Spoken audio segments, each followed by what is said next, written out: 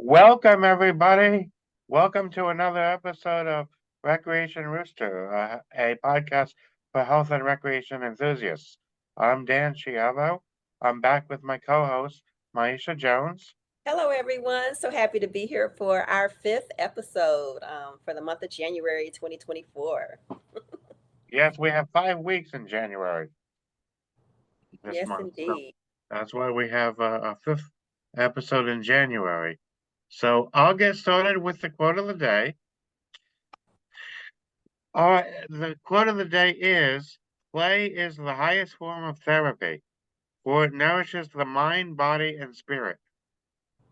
Wow, I love that. Say it one more time for our viewership. Play is the highest form of therapy, for it nourishes the mind, body, and spirit. Wow, that's so encouraging. Oftentimes I have heard recreation therapists refer to this very popular quote when it comes to the great work that we do. When I think of therapy, I think of process, I think of social interaction, I think of a more introspective view of your own personal health and wellness, and how each of us together, being social creatures, which are human beings are, that we can help to improve the quality of life for one another in the most non-invasive way. So oftentimes when I think of therapy, that's exactly what I think of. How about you, Dan? Yeah, sure. I mean, and play fits into that perfectly. That's Yes, it exactly does. what it is. Yeah. And just speaking on some of the areas mentioned, you did mention spirit. You mentioned a few other facets of I would say, the health domain. What were the three that you mentioned? Mind, body, and spirit. Mind, body, and spirit. I really do that a whole lot. Yes. Yeah. Well, yeah, and we're whole people, and play really encompasses the whole person. And it really is a holistic ecological kind of system that play is. Yes, indeed. And one thing I really do like about play is that it's such a multisensory experience, and how time simply flies when you're having fun with one another. And also the fact that it just engages the brain in such a multifaceted way, and an enjoyable experience. Think about the body and how we physically exert our body on a day to day basis, and how when we're doing play, oftentimes we may ignore the telltale signs of muscle fatigue because we're having such a great time. Those endorphins just, revitalize our body and help us to push ourselves further and further, in our quest to have a good time with one another. And when I think of spirit, I think of that internal voice that you have inside of your mind, that aids you in making decisions and identifying your own self identity on a day to day basis. So, yes, I love play. I know oftentimes we, as recreation therapists, we do engage in certain elements of play therapy, and in activities, and also leisure pursuits and hobbies. I would also say that oftentimes we don't get to say the word play in our treatment notes that we do in the electronic health record, just for different formalities that comes with billing and the clinical note. But oftentimes I tell people, let's find other synonyms that are associated with the word play that can be used in the clinical jargon, such as engage, interact, words like that. And oftentimes I say, as long as we can capture it and capture the therapeutic benefit, we are indeed doing therapy. Yeah, well, it's very underutilized, especially when it comes to adults, that people forget how to play. That is so true. And just thinking about working with adults, how oftentimes some adults, they find that there is a stigma associated with the word play. Oftentimes, if you as a recreation therapist go to engage with someone who may have this type of predisposed bias towards the word play, they may be less interested in interacting in something that might be very well age appropriate. So oftentimes I tell RTs to master the art of utilizing different words to bring across interventions. Oftentimes, I know with youth and with school age or even transitional age youth, they are more welcoming to the wordplay. Yeah, without a doubt. Yeah, play is very super important. Yes, indeed. So, yeah, probably one of the best interventions that we have is play. And kids with being too sedentary sometimes forget how to play in an active way or forget how to interact because of technology.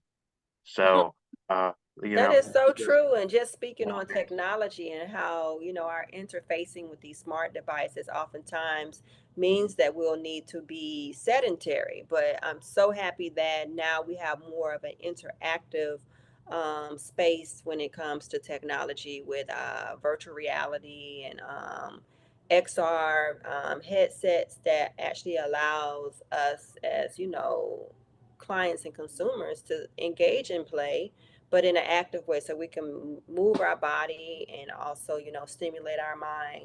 So yes, I think that play is has evolved to all types of different options for us. So we as recreation therapists, we have to continue to diversify and move with the modern technology and offer new opportunities for our clients and consumers to play and also remain physically active.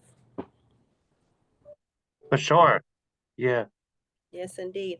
So, next up, our next segment is called A Day in History.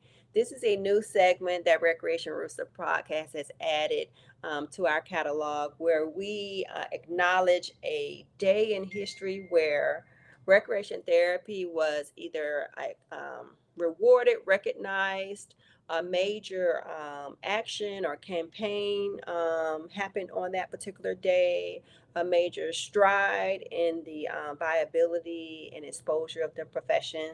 So I would love to speak about one particular day in history where recreation therapy was at the forefront of a major project. This day in history is on June 8th, 2021.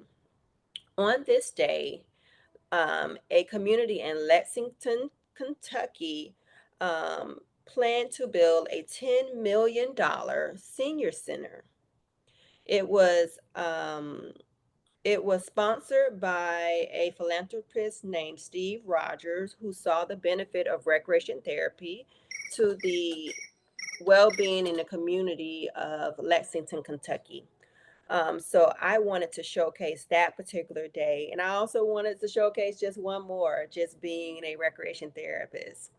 On September 18th, 2023, ABC News Los Angeles showcased the Greater Los Angeles Recreation Therapy Department for the local fishing club that we created for our veterans in the Greater Los Angeles area, where we go deep sea fishing once a week with several different community partners that help to sponsor and create meaningful therapeutic experiences for our veterans. And we had a great picture that was published that showed up to 15 veterans out on a fishing boat in the marina at Marina Del Rey, California. So I wanted to just showcase, June 8th, 2021, where Lexington, Kentucky built a $10 million senior center where recreation therapy was at the forefront and the primary service being provided. And also on September 18th, 2023, where the Greater Los Angeles VA's Fishing Club, which is facilitated and sponsored by Recreation Therapy Department and one to two community supporters, was showcased on I would say, on a national platform. So those are the days in history that we wanted to acknowledge here at Recreation Rooster Podcast. So let's give a hand clap to those 2 days where being a recreation therapist made all the difference in the world to our community, and where our community also acknowledged that it made a great difference in the world as well. And next up, we have our next segment, which is called Meeting of the Minds. Go ahead, Dan. Indeed, and this is the upcoming recreational therapy conferences. a lot of them are coming up now towards the spring. The 1st to the 19th of February, Attire is doing a virtual Radiant Minds Mental Health Summit, and Maisha is going to be presenting in several one of those, so look out for her. That's very exciting. I'm very happy for her to Thank be you, Dan. presenting in that, yeah, as well. Um, February 24th is the Recreational Therapy Today.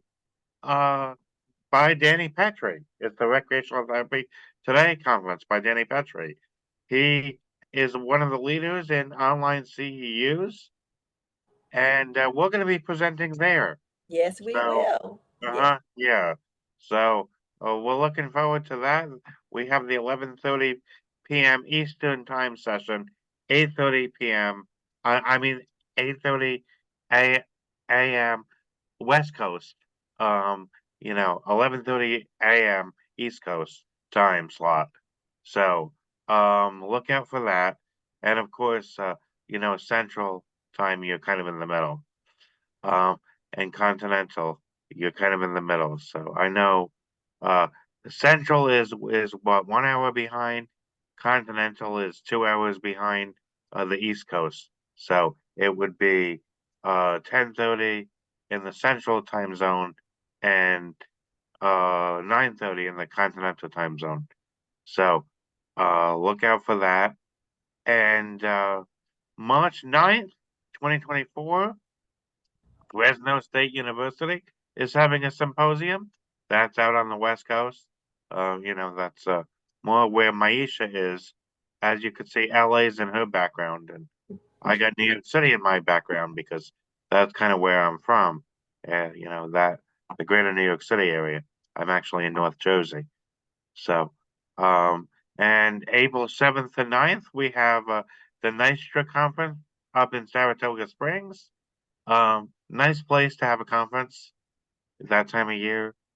It really is every year. Pretty much they do it there. Nice hotel, clean, comfortable, good facilities. Could you tell Um, us what NYSTRA stands for? yeah, that's right. I meant to do that. NYSTRA is New York State Therapeutic Recreation Association. It's a branch of ATRA. So, um, and 14th to 16th of April is New York State Parks and Recreation Society conference, so, as well. So if you're interested in those, look into them, and we'll keep you posted on more more conferences we find out Bless about. you. Thank you, I appreciate it. Mhm. And Yeah. also too, I wanted to mention just a few things about, the meeting of the mind segment. Oftentimes we find ourselves being involved in collectives where we get to share and impart knowledge to one another that edifies the profession. And I just want to encourage each and every recreation therapist to practice this camaraderie and this feeling and action of goodwill and self-efficacy, professional efficacy towards each other, to do this on a day to day basis. Constantly create opportunities for us to be able to learn and share and grow together. I know that oftentimes conference season is in the spring and in the winter as well. But I often say if you can also have wonderful meeting of the minds at your agencies that you work at on a quarterly basis, seminars during the summer, opportunities for students to ask questions on Zoom sessions, opportunities to connect with experts in the field that have shown success, established success, opportunities to connect with them and do case studies. Um, Definitely move forward with that. So, and then also when you find that there's a spark that you would love to present on a national platform, be it through, ACTRA, or any other collective, Recreation Therapy Today, Smart CEUs, many of the recreation therapy organizations that not only offer us opportunities to learn and grow, but also opportunities to promote our businesses and the great work that we do, definitely reach out to the owners of those organizations for um, the platform to be able to present on a national, global scale.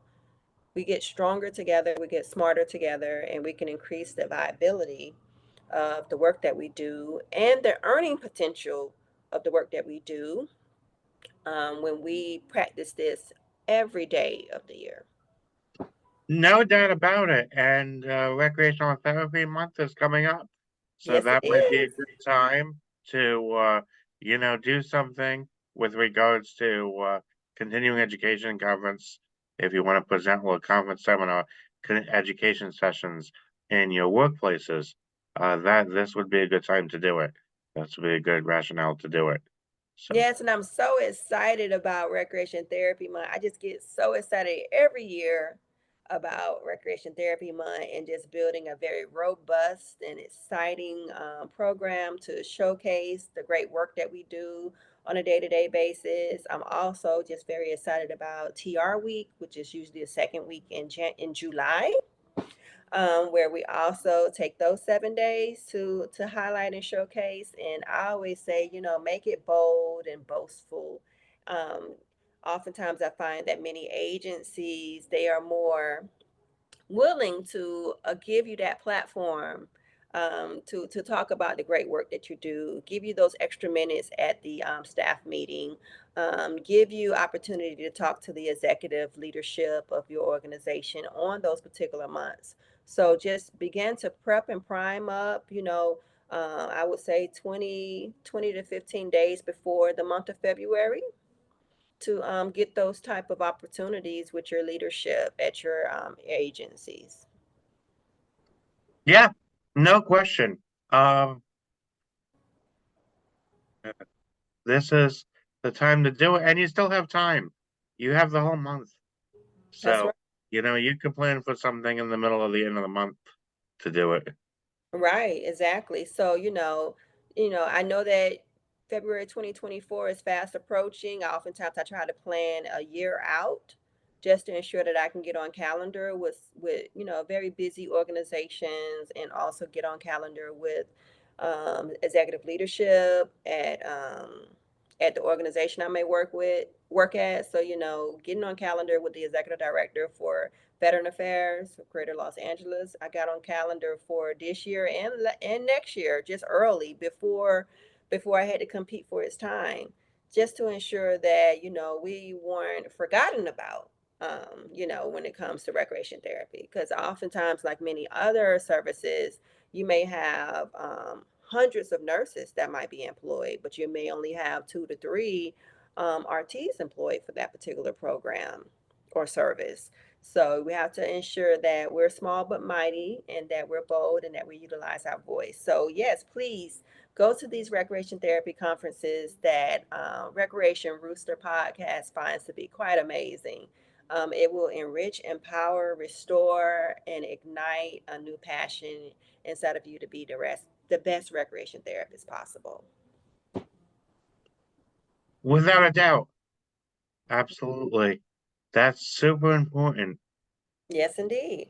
So our next segment is advocacy, amplifying our voices. And I know we just talked a lot about amplifying voices in the previous segment. However, we wanted to definitely target one particular thing that oftentimes impacts RTs, and that would be alternate work schedules. And depending on which agency that you work for, you may be given the option as a recreation therapist to have an alternate work schedule. And then you have some agencies that do the opposite. They do not give you an opportunity to have an alternate work schedule. So let's just talk about what a traditional work schedule is, because this can get quite, I would say, complex and maybe even a little bit tricky when it comes to the great work that we do as RTs. When we think of a traditional work schedule, we think of a 40-hour work week, which will be 5 8-hour shifts in the span of 7 days. This may be a split schedule, meaning that you may have one weekend day It may be a split week as well, where you have 2 weekend days. It may be a schedule where you have 5 days, but you have 2 days that are not concurrent to be off. So, like, say, you may work Sunday, Monday, Wednesday, and then Friday. Sunday, Monday, Wednesday, Friday, and then Saturday, right? So, oftentimes, what we do advocate for ourselves, and I know I did as a young therapist and even as a seasoned therapist, is being able to have a what they call a 980 work week. And a 980 work week afforded me to have a 3 days off every 2 weeks. So I literally worked 9 hours every day. And so I had one week where I worked 5 days a week, and then the following week I only worked 4 days a week. So in essence, what it gave me 2 days off, which was traditional, and then on the following week I actually had 3 days off. This was tremendous for me when it came to just having proper work life balance and also giving me an opportunity to delve into consulting after my third year of working as a recreation therapist. I would not have been able to delve into working in physical medicine, physical rehab settings and in community settings had I not been afforded this type of option by my employer. This afforded me the opportunity to still be able to make 40-hour a week money, but also to be able to go and work privately. It also, as a recreation therapist, gave me those extra hours that were needed for program planning, which was outside of direct care time. So it gave me an opportunity later in my shift after we did evening programming. At that time, I was working with at risk youth. So oftentimes we would do evening structured sport activities after dinner as a wind down for the adolescents that I work with. And it gave me opportunity to go to my office and finish mandatory documentation, but also to do a considerable amount of program planning without the hustle and bustle of everyone else walking to and fro, without leadership being, walking the halls. It really gave me a great opportunity to really harness that craft and harness those clinical skills when it outside of direct care. I also was given another opportunity to have an alternate work schedule when I worked in corrections, where I actually worked a 10-hour day. So that meant that I was able to have 3 days off every week. And working in a very high stressful environment such as that, it gave me great work life balance.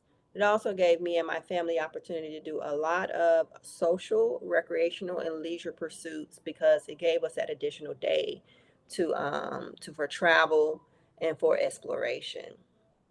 When I was given the opportunity to work in a hospital setting, where there was a recreation therapist assigned to emergency services for every shift. 12-hour shifts were offered for recreation therapists to work those shifts, which is very equivalent to what nurses and doctors have in that setting as well. I'd never worked a 12-hour shift. However, having it as an option is always a great thing. Now, if you delve even further into changes in shift, meaning you may work a 6 a.m. to 3 a.m. schedule, or you may work an 8 to 4:30 schedule, or you may work a noon to 8:30 schedule, depending on the type of programming and different times of the day.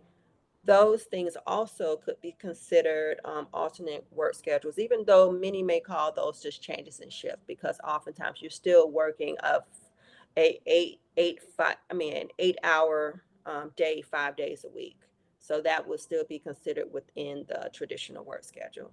So I would love for each and every one of us as recreation therapists, when you find yourself at an agency and you find that there is a better shift that works for you and also for the benefit of the clients, meaning that, coming in earlier, maybe at 6 a.m., so that you don't have to deal with the traffic of your commute, having additional quiet time to be able to knock out documentation and program planning and procurement and logistics. When it comes to the provision of your services, definitely ask for it right away. Oftentimes, you will have a considerable amount of resistance if you don't ask for it upon hire, and you will find yourself in a situation where you have to offer justification for it to even be approved. Unfortunately, you do have a considerable amount of persons that supervise us who are non-RTs, and also that might be in leadership positions that don't find the value in offering recreation therapists these type of options when it comes to alternate work schedules. But we have to continue to advocate and amplify our voices when it comes to these type of accommodations. This is indeed part of the compensation package, in my opinion. And what's your thoughts on it, Dan? I completely agree. Yeah, perfectly said. I completely agree. Totally. So Dan, I wanted to ask you a question because I do know that you are in management, so you do oversee a staff. What is your thoughts when a recreation therapist requests an alternate work schedule, and do you currently offer them? Yeah, as much as possible. Yeah, whenever I'm able to approve a request, I do, because I mean it's their time they're able to, and of course you can really justify alternative work schedules if you really sit down and think about it. Like you were saying, it's kind of it there are reasons why an alternative work schedule really helps the job and helps your participants, because it does increase the opportunities for program planning and other types of things that can enhance uh, the whole nature of what we do. I mean, a lot of people feel like we just walk in and start playing with uh, the people or whatever, doing bingo or whatever. No, that's not really it. So it, we really have, this is really a considerable issue that we need, and we do. And I mean, whenever possible, throughout my career, I've, worked with my staff to get them holidays and, the schedule that they want. Because, if they want to work, they're really going to be invested as well. So, Absolutely. And I mean, one thing to always take into strong consideration, if especially me being a manager, also a Greater Los Angeles VA, recreation therapy services, is, being a great employee with good work ethic, who is in good standing, these type of accommodations can definitely be granted within reason. And I also find too that many people, unfortunately, who are not recreation therapists, even though they may benefit from leisure and recreation and the benefits of it, like the therapeutic benefits of it, outside of traditional hours, for some reason, many of them think that their clients and consumers do not. And that is so far from the truth. I would say that oftentimes, going and doing evening programming, which many RTs do, and also weekend programming um, on a regular basis, is one of these things that can be used for justification to have that alternate work schedule. I know that the first, I would say, 10 years of my career, I always worked a weekend day. We did aquatics and weight training with our clients at the state hospital on the weekends, and we also did community reintegration programming on the weekends as well. I was fortunate enough to be able to have a 6 a.m. to 3 p.m. schedule on the weekends, so that it afforded me the opportunity to do all the other things that I wanted to do for myself and for my family after working that early shift on a Saturday or on a Sunday as well. So I would say continue to amplify your voice regarding this concern of having access to alternate work schedules. sure. And I mean, of course, I know this. And that's why, like, I'm able to work with my staff to get them the schedules that they want. not every supervisor will. That's the problem. But I mean, there are ways to justify why it is best for everybody to have your work schedule a certain way. So, And just for a little bit of strategy, I oftentimes tell people, I would say, whenever you're proposing to leadership, be it a RT supervisor who, oversees you or a non-RT, oftentimes lead with the benefits to how it can improve programming for your consumers. And then you can talk about how it can be of benefit for you. So if you go into this, proposal meeting for alternate work schedule with the supervisor, and all that supervisor hears is, I need, I want, I need, I want, I can't do, there's a strong possibility you won't be able to get that alternate work schedule approved unless you go through, of course, an accommodations department through your HR, where it is more so of a personal need, where the accommodation is put into place. But if the need is to improve your accessibility to the clients, and to improve delivery of services, definitely go in and have that conversation. And of course, get it in writing. If you want to have it start at a particular date, have that put in writing as well. If you want it to end at a particular date, have that in writing. If you want it to be from that date moving forward, never ending, have that in writing as well.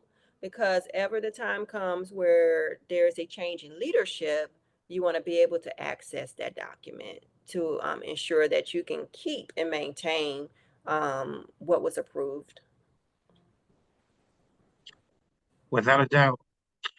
So, moving on to, I guess we'll move on to behind the numbers. Yeah. Um, we have now a situation where by 2030, all boomers, those born between 1946 and 1964, will be 65 or older. So that's quite a lot of people. One Yes, in every indeed. means one in every five people, Americans, have reached traditional retirement age. So that's Wow. 20% of the population will be retired. That's So amazing. it is. Yeah, which leaves for some exciting opportunities. I mean, I think it's going to be definitely the healthiest and happiest generation so far. Yes, Um, indeed. They are so healthy. yeah, I mean, yeah, they're the ones that kind of created this era of 24-hour gyms and all that kind of fitness clubs everywhere. That so they are very, very big in terms of health and wellness.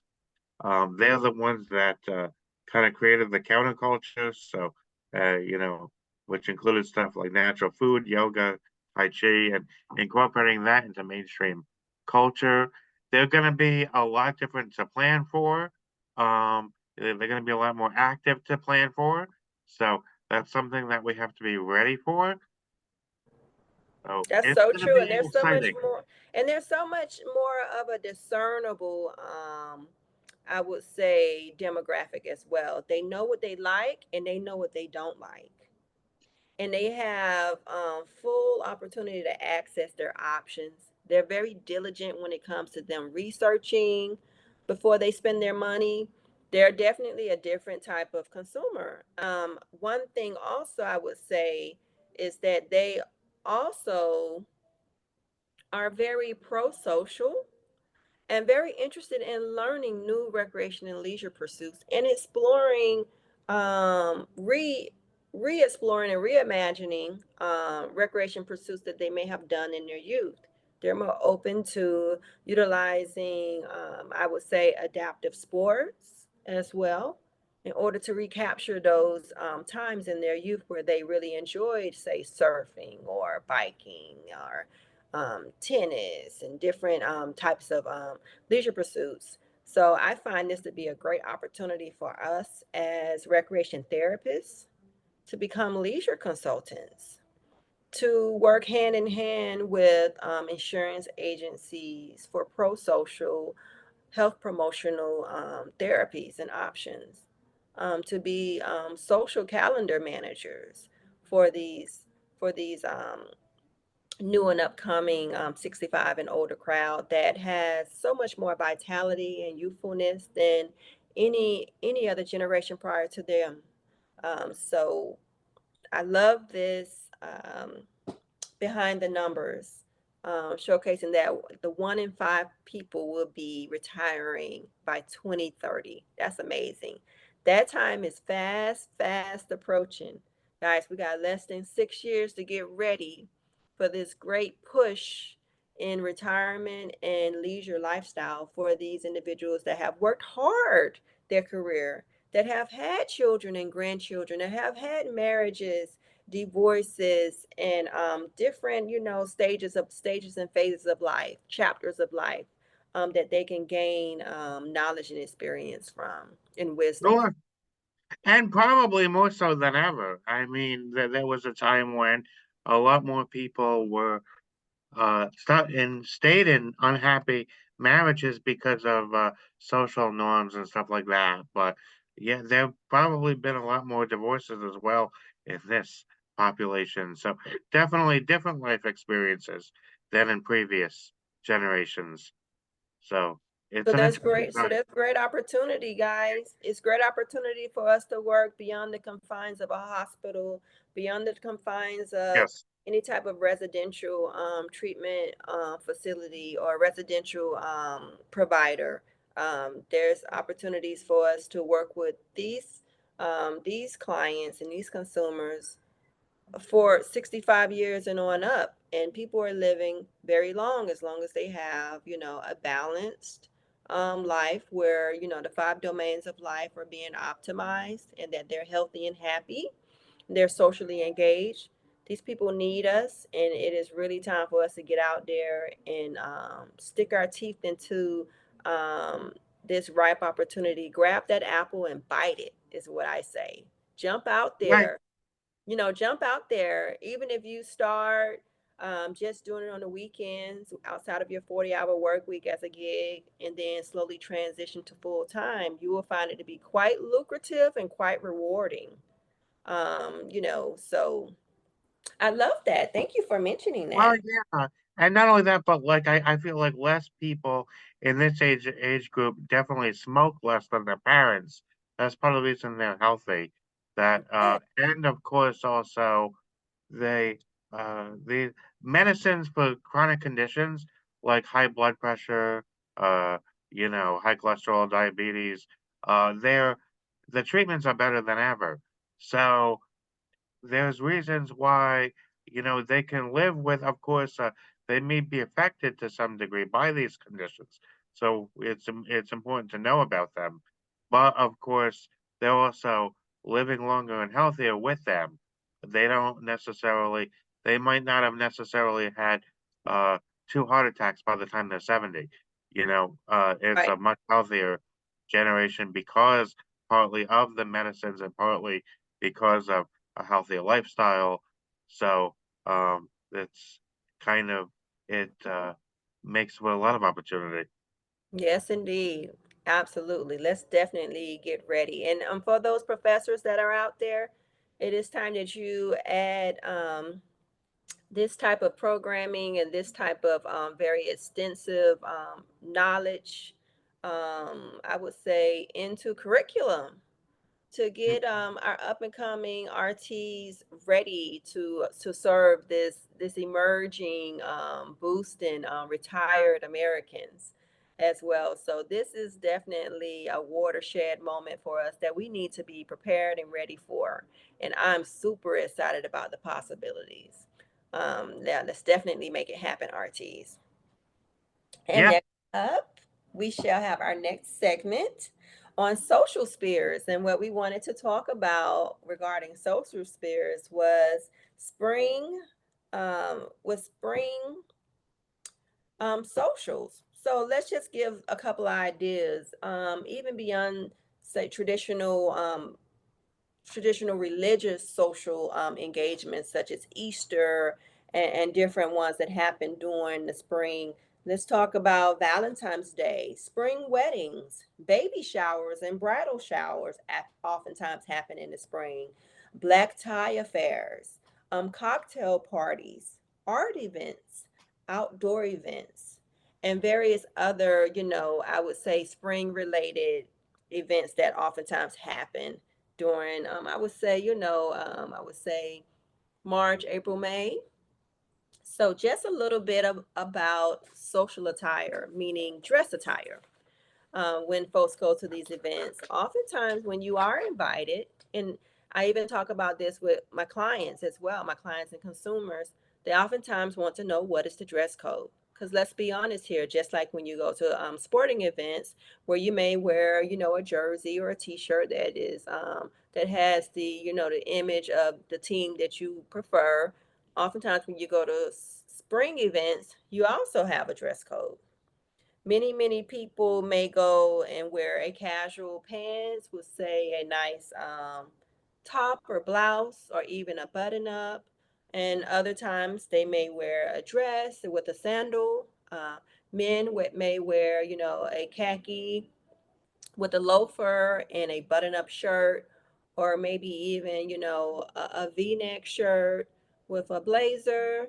Um, Other times you may have folks wear a tennis shoe with a jogger and a t-shirt, um, and with a nice hat. Oftentimes, if you're in an outdoor event, you may pair that with sunglasses and a wide brim hat, or maybe even a baseball cap as well. And this takes into consideration many of the I would say dress codes that sometimes goes with going to social events. A few others I wanted to mention. Say you're going to a ladies event like a luncheon or a tea party, you may wear maybe a dressier version of a dress, and it might have certain might be a little bit longer in length or a little bit shorter in length, depending on the occasion. Weddings, oftentimes in weddings, folks oftentimes stay away from any kind of lacy white or black when it comes to the clothing that they wear, in order to not blend in with the bride and not wear black, because black will oftentimes clash with the theme, the color scheme and the theme for the wedding. For cocktail parties, oftentimes you will see people, like I mentioned, wear a party blouse with a simple pants, or maybe even a sequin dress, a sparkly dress. As well, oftentimes people will wear a satin shoe or a jumpsuit. Black tie. When you think of black tie, most men will wear a suit with a tie, either a bow tie or a traditional tie as well. Let's say if it's an art event, oftentimes you can go a little bit more eclectic, a little bit more eccentric, and you may wear something that might be have more of a flair, or have more of a, I would say, uh, abstractness to it. Something that's going to catch the eye and show your personality. And then, of course, outdoor events where you might be on grass or uneven terrain. Oftentimes, you might wear a more practical shoe with a nice top, a dress or a sandal that's easy to get around in. So it may not be a heel or a pump, but it might be a wedge, or even a very small, not even a kitten heel, but more like a flat heel. And that is just a few things I wanted to mention regarding social spheres and spring events and the attire that we wear. Any thing you would like to add to that, Dan? Yeah, it's coming up very fast. Yes, Yeah, it is. all that, all Yes, those occasions. yes, indeed. So, oftentimes, as recreation therapists, while we do plan social engagements, we also give protocol, of course, within reason and within budget for our clients and our consumers, because we do acknowledge um, that the attire is also part of the visual aesthetic. And as you can see on social media, every day people post amazing visual scenes of experiences they have had and the attire that they wear. So this is going away no time soon. In no way, shape, or form is it superficial or unneeded. It's definitely very necessary, and it's part of the social rituals that we have as human beings with one another. And next up, our second to last segment is fast facts in therapeutic recreation. Go ahead, Dan. Right. Well, as we talked about in traditionally, because we talked a lot about work schedules before, and one thing that we often do in this field is we end up we work holidays, weekends, evenings. For those who want a regular Monday through Friday schedule, 8-hour shift, we really have to promote, and this is a good model for a lot of populations, a lot of times. And I've done this often, working with in mental health as well.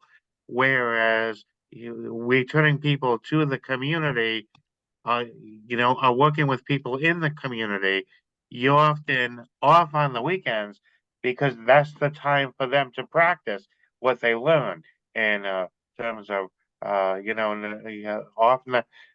on the nights and the weekends, that's when they practice all the leisure skills and social skills that they learn throughout the week. So you can definitely, your leisure education is a tool that has been, I would encourage to increase because, teaching people those skills and having them use them during those times is also to kind of practice those skills that they learn during the week when they're in groups and different events and interventions in your program throughout the week. So, for those who want to work a traditional work schedule, I would encourage that where you have nights, weekends, holidays off, and using leisure education as a way for them to teach them the skills, and then they go and practice it when and recreate like everybody else on nights, weekends, holidays, because that's the time when people recreate. So that's when they ought to be practicing recreation and leisure skills. So, uh, I any love that. I love that suggestion that you had, Dan, where you mentioned customarily RTs do work evenings, weekends, holidays, right? much like they do in the entertainment industry. Many of us Yeah. do. Much Uh-huh. like they do in hospitality and tourism industry, many of us as artists do work those type of non-traditional hours. I love the fact that you mentioned that we as recreation therapists have to have a more stronger component of leisure education with our clients, and really do stress the importance for them to apply those skills, and then giving them the opportunity to apply those skills during hours that we're not there. Also talking to different agencies about the fact that, yeah, I'm a recreation therapist, but I don't have to work every weekend. Yes, we can still do programming, we can still do leisure programming, and the RT does not have to be there. And no, it is not going to jeopardize my career. It is not going to jeopardize opportunities for me to be able to um, be an asset, but it will actually improve my ability to be an asset and improve the value asset that I have to your agency, because what it is doing is showing you that the clients are applying the skills that they're learning when they're interacting with recreation therapists. Yes, so Right. Yeah. We got to move away from the institutional model where we're doing everything for them and encouraging independence as much as possible. correct, which is the benchmark of what we do as recreation therapists.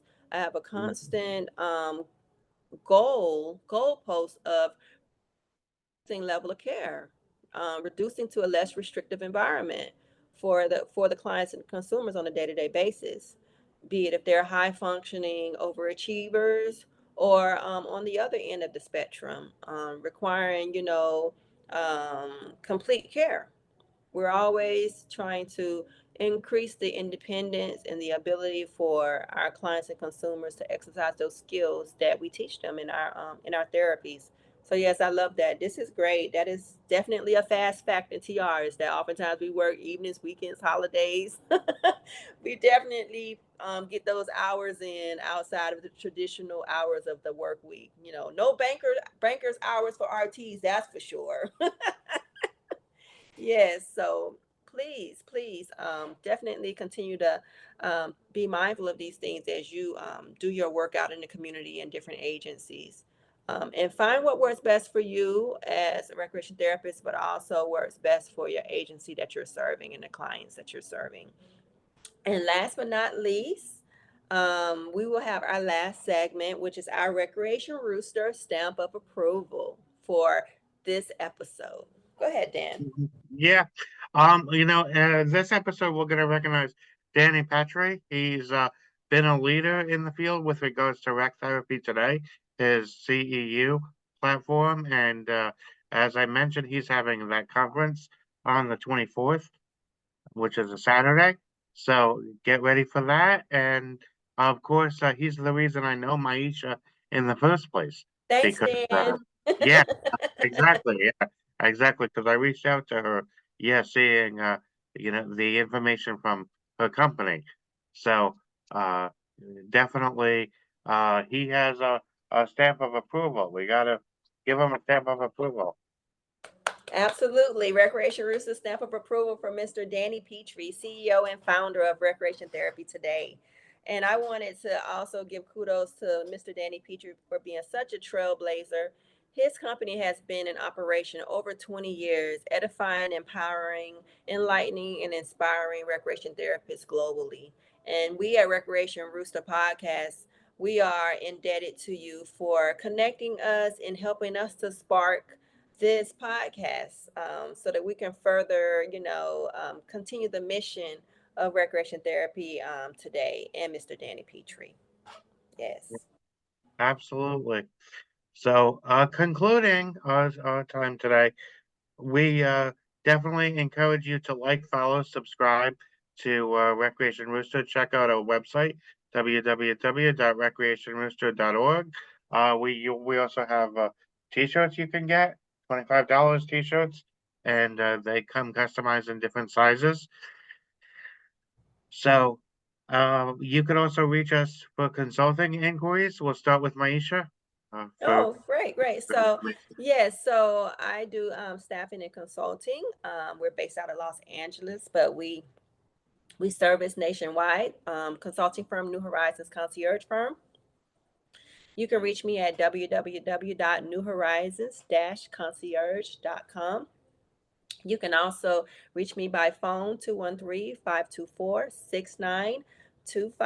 And then if you would like to send me an email, you can reach me two ways. You can reach me at maisha@recreationrooster.org, or you can reach me at info@newhorizons-concierge.com. I hope to hear from you. yes, and I could be reached as well at 845-987-0104. That's 845-987-0104. And Daniel at recreationrooster.org, Daniel at recreationrooster.org. So for consulting inquiries, um, you can even do Dan Schiavo1 at gmail.com if you want. That's Dan Schiavo1 at gmail.com. My last name is on the screen. That's how you spell it. Dan Schiavo1 at gmail.com. And we look forward to the next episode. Thank you for being here with us and watching the episode. And we look forward to seeing you next time. Yeah, so catch us every Monday, 4 p.m. West Coast time, 7 p.m. East Coast time for Recreation Rooster Podcast. We will continue to grow, expand, and enlighten all, and we embrace any feedback, comments, suggestions that you have, how we can create better dialogue and interactions among recreation therapists. Go recreation therapies, and I'm so happy that Recreation Therapy Month is coming February 2024. Bye bye.